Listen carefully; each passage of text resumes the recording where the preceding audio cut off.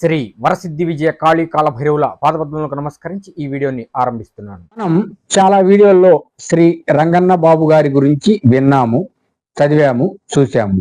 అయితే ప్రత్యక్షంగా ఆ స్వామితో అనుభవం ఉన్న వాళ్ళు ఎవరైనా ఉన్నారంటే ఉన్నారు, కాకపోతే బయటికి రావట్లేదు. మరియు ఈ వీడియోలో చెప్పే వాళ్ళకి ఎవరికైనా అటువంటి ప్రత్యక్ష సంబంధం ఉన్న, అంటే శ్రీ రంగన్న బాబు గారితో పరిచయం ఉండి ఆ స్వామి ఉన్నప్పుడు వారితో ఏదైనా పరిచయం ఉండి ఆ స్వామి వల్ల ఆ యొక్క ఆశీర్వాదం పొందిన వాళ్ళు ఎవరైనా ఉన్నారా? అయితే ఇక్కడ ఒక్క విషయం గుర్తుపెట్టుకోండి. శ్రీ రంగన్న బాబు గారితో ప్రత్యక్ష పరిచయము ఉన్న ఒక వ్యక్తి ఉన్నారు. శ్రీ రంగన్న బాబు గారు గుంటూరే కాక మరొక ఊరికి వచ్చి అక్కడ కూడా ఆ మంచినీరు పోసి స్వామి జీవనం సాగిస్తూ ఉండేవాళ్ళు. మీరు దయచేసి ఆ శివ ఎవరు, ఆయన ఇల్లు ఎక్కడ, ఆయన పేరేమిటి, ఆయన ఎవరు, ఆయన అడ్రస్ ఏమిటి అని దయచేసి నన్ను అడగద్దు. కారణం ఏమిటి అంటే ఆ స్వామి అనుభవం చెప్పిన తరువాత నాకు ఒక మాట చెప్పారు, మీరెవరికి నా అడ్రస్ కానీ నా పేరు కానీ చెప్పద్దు దయచేసి అని. అందువల్ల నేను అక్కడ ఆ పేరు అడ్రస్ ఇవ్వటం లేదు. నన్ను మెయిల్స్ చేసి అడగద్దు, కామెంట్ రూపంలో అడగద్దు దయచేసి. ఇక శ్రీ రంగన్న బాబు గారు ఆ ఊరిలో కూడా ఆ మంచినీరు పోసి ఆ స్వామి జీవనం సాగిస్తూ ఉండేవాళ్ళు. ఆ స్వామి ఏం చేసేవాళ్ళు అంటే మంచినీళ్ళు పోసిన తర్వాత ఒక మహా హఠయోగి ఉన్నారు. ఆ హఠయోగి స్వామి ఇంటికి వెళ్ళి విశ్రాంతి తీసుకునేవాళ్ళు. ఈ స్వామి హఠయోగి జపం చేసేటప్పుడు గాలిలో కూర్చొని జపం చేసేవాళ్ళు. మామూలు హఠయోగి కాదు, కొన్ని సిద్ధులు కూడా ఉన్నాయి ఆయనకి. మరి గాలిలో కూర్చున్నా అంటే సిద్ధులు లేకుండా ఎందుకు ఉంటాయి? అటువంటి స్వామి అనమాట. అయినా సరే మానవులం కదా. ఒకసారి శ్రీ రంగన్న బాబు గారిని కావాలని అడిగారట. ఏమని అడిగారంటే, బాబు గారు మీ రాముడిని అడిగి నాకు బొబ్బట్లు పెడతారా అని అడిగారండి.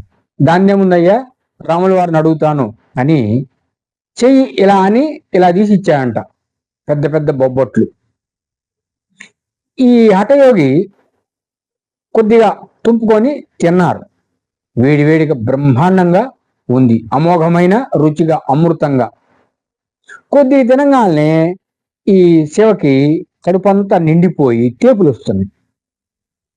ఫుల్ అయిపోయింది కడుపు. ఆయనకు అర్థమైంది నేను తప్పు చేశాను అని. అప్పుడు బాబు గారు, క్షమించండి, నేను తప్పు చేశాను అంటే దాన్నే ఉందిలేయ్యా, అంతా రాముడు చూసుకుంటాడు అని నవ్వి ఊరుకున్నారట. ఇది ఒక అనుభవం, ఆ శివ ప్రత్యక్షంగా చూసిన అనుభవం. ఈ హఠయోగి కుమారుడే ఈ శివ. ఈ శివ జబ్బు పడ్డారు, మంచంలో పడిపోయినాడు, సన్నగా పీలగా అయిపోయి. ఈ హఠయోగి గారు చూసి అనుకున్నారు, ఇంకా వీడు మహా బతికితే ఒక వారం జీవిస్తాడు, లేదంటే శివైక్యం చెందుతాడు అని ఉన్నారట. సరే, ఆ రోజు మధ్యాహ్నం పూట శ్రీ రంగన్న బాబు గారు వారింటికి వచ్చారు. వచ్చి చూశారు.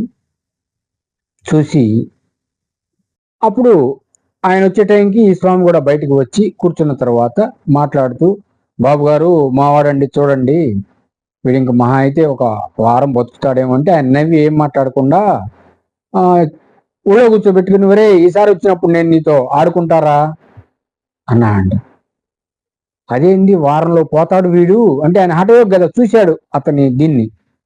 అదేంది బాబు గారు వారంలో వాడు శివైక్యం చెందుతా అంటే, లేదయ్యా రాముడు అప్పుడే వీడిని తీసుకెళ్ళడు, నాతో ఆడుకుంటాడు వీడు ఈసారి వచ్చినప్పుడు అంటే. ఆయన ఊరికి వెళ్ళబోతున్నారు గుంటూరు, ఈసారి వచ్చినప్పుడు వీడు నాతో ఆడుకుంటాడు అని చెప్పారు. ఆశ్చర్యపోయారు. ఎందుకంటే రంగన్న బాబు గారు చెప్పింది సాక్షాత్ రాముడు చెప్పినట్లే, సాక్షాత్ శ్రీరాముడు అభయం ఇచ్చినట్లే, అంతే. అటువంటిది ఎంత అద్భుతం.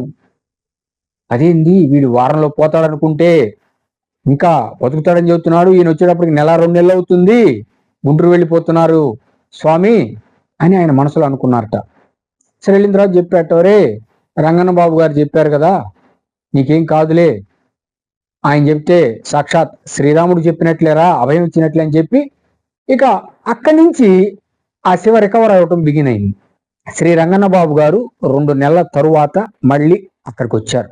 ఆ ఊరు వచ్చి వెళ్ళారు వాళ్ళ ఇంటికి. మధ్యాహ్నం పూట వెళ్ళి అక్కడ కూర్చొని పిచ్చాపట్టి మాట్లాడుతూ వీడేడి రమ్మనండి అన్నారంట. రాగాల్ని కాసేపు ముచ్చట్లు అవి ఇవి చెప్పుకొని ఒళ్ళో కూర్చోబెట్టుకొని, ఇందులో చెప్పాను కదయ్యా, రాముడు అప్పుడే విన్ని తీసుకెళ్ళని చెప్పాడు నాకు అని చెప్పారు. చూడండి ఎంత అద్భుతం. ఇటువంటి అద్భుతాలు చూసిన వాళ్ళు ఎవరైనా ఉంటే మహా అద్భుతం అన్నమాట. ఆ శివ ప్రత్యక్షంగా నాకు చెప్పాడు, నాకు ఇలా జరిగింది స్వామి అని. వాళ్ళ నాన్నగారు గొప్ప హఠయోగి. కానీ ఇక్కడ మీరు ఒక్క విషయం గుర్తుపెట్టుకోండి, అదేందండి, శ్రీ రంగన్న బాబు గారు రాముడు వారితో ప్రత్యక్షంగా మాట్లాడతారు, అన్ని మహిమలు చూపేవాళ్ళు, మరి ఆయన మంచిళ్ళు పోసుకొని ఎందుకు బతికారండి అంటే అదంతే. చూడండి, మహాత్ములు తమ గొప్పతనాన్ని చాటుకుంటానికి ఏవి చేయరు. ఒకటి, ఆయన అడిగితే రాముల వారు ఆయనకి అష్టైశ్వర్యాలు భోగభాగ్యాలు ఇవ్వరా? ఇస్తారు. కానీ వారు మరికొంతమందికి దారి చూపటం కోసం ఈ విధంగా జీవించాలి, అష్టసిద్ధులు ఉన్నా కూడా ఆ విధంగా జీవించాలి అని మార్గం చూపుతారు. మంచి మార్గం అన్నమాట. అదే ఇప్పుడు అనుకోండి, ఏదైనా ఒక్క సిద్ధి రంగాలనే ఫేమస్ అయిపోవటం, కార్లు, బంగ్లాలు, మంది మార్బలం అనుగా ఉంటుంది. కానీ కొంతమంది అలా ఉన్నా కూడా వాటితో అంటి ముట్టనట్టు ఉంటారు. భక్తుల గోలకి చిన్న ఉదాహరణ, అరుణాచలంలో మౌనస్వామి ఉన్నాడు. ఆ స్వామి ఎవరితో మాట్లాడరు. ఒకప్పుడు 2007-8లో నేను వెళ్ళేటప్పుడు ఎక్కువ మందికి తెలియదు, కొంతమందికి మాత్రమే తెలుసు. ఆ స్వామి ఆయన తపస్సు ఆయన చేసుకుంటూ ఉండేవాళ్ళు. ఇప్పుడు భక్తులు ఎక్కువైపోయారు, ఆశ్రమం కట్టేశారు, పూజలు, పునస్కారాలు, దర్శన వేళలు ఈ విధంగా రకరకాలుగా మారిపోయింది. కానీ ఆ స్వామి వాటితో అంటి ముట్టనట్లే ఉంటారు. ఆయన తపస్సు ఆయన చేసుకుంటూ ఉంటారు. ఉన్న ఈ జనాల దెబ్బకి రకరకాల పనులు చేయాల్సి ఉంటుంది. వారు తమ తమ మార్గంలో వెళ్తూ కానీ పరమాత్మతో కనెక్ట్ అయ్యే ఉంటారు. తామరాకు మీద నీటి బొట్టులాగా ఉంటారు. ఆ విధంగా వాళ్ళు అద్భుతమైన తమ జీవన మార్గాన్ని రాబో తరానికి ఉదాహరణగా చూపించడం కోసం వారు ఎంత గొప్ప వాళ్ళైనా సరే, అష్టసిద్ధులు చేతిలో ఉన్నా సరే వాటిని ప్రదర్శించరు, అత్యవసరమైతే తప్ప. 1, 2 వాటిని అడ్డు పెట్టుకొని కోట్లు సంపాదించాలి అని అనుకోరు. చూడండి, ఆ స్వామి తలుచుకుంటే అష్టైశ్వర్యాలు భోగభాగ్యాలతో తొలతోగా గలరు. కానీ మంచినీళ్లు పోసి ఇంటింటికి ఆ స్వామి జీవించారు. ఎంత గొప్ప ఉదాహరణ చూడండి. ఆడంబరాలు లేకుండా అష్టసిద్ధులు అరచేతిలో ఉన్న ఆ స్వామి చాలా చక్కగా తన పని తను చేసుకుంటూ ఇతరులకు సహాయపడుతూ జీవించారు. అది మహాత్ముల గొప్పతనం.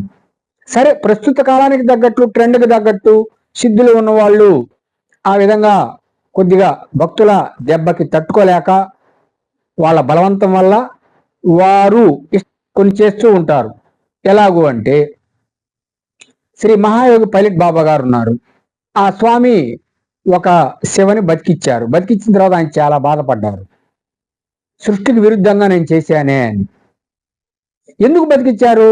ఆ స్వామి దగ్గర హోమం చేస్తుంటే వస్తే అక్కడ ఏదో జరిగి ఆ శివైక్యం చెందారు.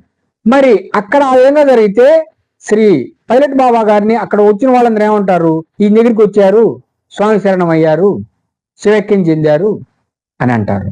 ఆ నింద పడితే ఇబ్బంది. అందుకని ఆ నింద పడకుండా ఆ స్వామి ఏం చేశారు? ఆ శివని బతికిచ్చారు. కానీ తర్వాత చాలా బాధపడ్డారు, సృష్టికి విరుద్ధంగా చేశానే అని. కానీ అది చేయాలి, అక్కడ తప్పదు. చూడండి, బలవంతం అన్నమాట. అలా భక్తులు ఇబ్బంది పెడితే వారు కాదనలేరు. కారు కొనిస్తారు, కారులో తిరగాలి తప్పదు. బిల్డింగు కట్టిస్తారు, నివసించాలి తప్పదు. సింహాసనాలు ఉంటాయి, వాటిలో కూర్చోవాలి తప్పదు. ఇలా కొన్ని తప్పక ఇప్పుడు ఉన్న కాలానికి అనుకున్నట్లు జీవించాల్సిందే. చూడండి, అవధూతలు పిచ్చి పట్టిపోయి గడ్డాలు పెంచేసి మురుక్కాల పక్కన పేడ పెంట పూసుకొని ఉంటారు. వాళ్ళ దగ్గరికి ఎవరిని వెళ్తారా? ఎవరైనా సరే సాధనలో ఉన్న వాళ్ళు వెళ్తారు. అందరూ వెళ్ళరు. చిచ్చి వీడెవడో పిచ్చోడు, పెంట కంపు కొడుతుందని. కానీ గుర్తుపెట్టుకోండి, అవేవి వాళ్ళకి అంటవు. అదే నువ్వు భయంకరమైన డ్రెస్ వేసేసి ఉంగరాలు పెట్టేసి మెల్లో ఇంత రుద్రాక్షలు వేసేసి కారులో దిగి తిరుగుతున్నావు అనుకో, నీ దగ్గరికి అందరూ వస్తారు. కానీ అవధూతలకేంది, ఎవరో వాళ్ళ దగ్గర రాకూడదు. వాళ్ళ ప్రశాంతత వాళ్ళకు ఉండాలి. వాళ్ళు ఎప్పుడు పరమాత్మతో కనెక్ట్ అయి ఉండాలి. అలాగే జీవిస్తుంటారు. అలాగే జీవించిన వారు శ్రీ రంగన్న బాబు గారు. ఆయన మహా అవధూత, మామూలు అవధూత కాదు. చూడండి, ఇట్లా అని బొబ్బట్లు ఇచ్చారంటే ఆలోచించుకోండి, వేడి వేడి కాలే బొబ్బట్లు. అలా ఆయన ఎన్నో మహిమలు చేశారు. ఈ స్వామి శరణమయ్యే శివని బతికిచ్చారు. అలా ఎన్నో మహిమలు ఉన్నాయి. ఆ శివ ఈ దివ్యానుభూతి నాకు ప్రత్యక్షంగా చెప్పారు. అద్భుతం. దయచేసి నన్ను వారి వివరాలేవి అడగద్దు. ఆయన ఒప్పుకోరు, తెలిస్తే నన్ను తిడతారు, ఇంటికి కూడా రానేదు. అవధూతలైనా ఎవరైనా సరే మన్ని రక్షించటానికి, మన్ని మంచి మార్గంలో పెట్టడానికి వచ్చేవారే. ఆ పరమాత్మ తన ప్రతినిధులుగా భూమి మీదకి పంపిస్తారు. శ్రీ రంగన్న బాబు గారు మామూలు సామాన్యమైన వ్యక్తి కాదు, కారణ జన్ముడు. అవధూతలకే అవధూత. అయితే తెలిసిన వాళ్ళు గుర్తిస్తారు, తెలియని వాళ్ళు గుర్తించరు. ఏదైనా సరే మనం ఇలా వీడియోల రూపంలో ఎవరైనా ప్రత్యక్ష అనుభవం ఉన్న వాళ్ళు చెప్తే తప్ప, మీకు ఎవరికైనా అటువంటి ప్రత్యక్ష అనుభవం తెలిసి ఉంటే దయచేసి కామెంట్ రూపంలో తెలియజేయండి, లేక మెయిల్ ద్వారా తెలియజేయండి. మన ఛానల్ ద్వారా అందరికీ తెలియజేద్దాం. ఇది అద్భుతమైన దివ్యానుభూతి అన్నమాట. చూడండి, శ్రీరాముల వారి దయతో ఆ శివని బతికించారు శ్రీ రంగన్న బాబు గారు. అద్భుతం కదా, మహా అద్భుతం. శ్రీ రంగన్న బాబు గారి ఆశీర్వాదం ఎల్లవేళలా శివలందరిపై ఉండాలని కోరుకుంటూ మరొక మంచి వీడియోతో మీ ముందుకి వస్తాను.